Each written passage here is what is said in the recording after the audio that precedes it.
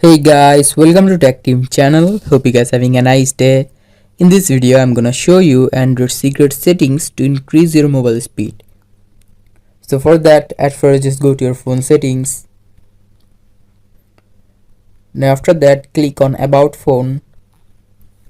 Now in your mobile build version, just click on here 7 times.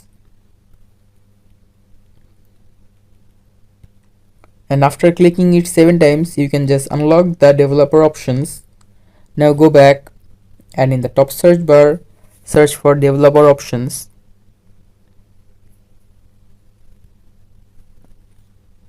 Just go here.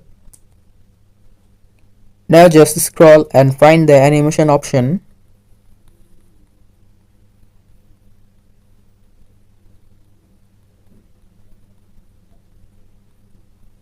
Here you can see a window animation scale. Just click on here and turn it off. And this transition animation scale, click on it and turn it off.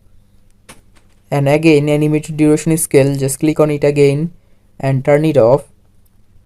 By this your battery will give more backup than before and your phone speed will increase. So guys, that's the secret settings to increase your mobile speed. Hope you find this video helpful.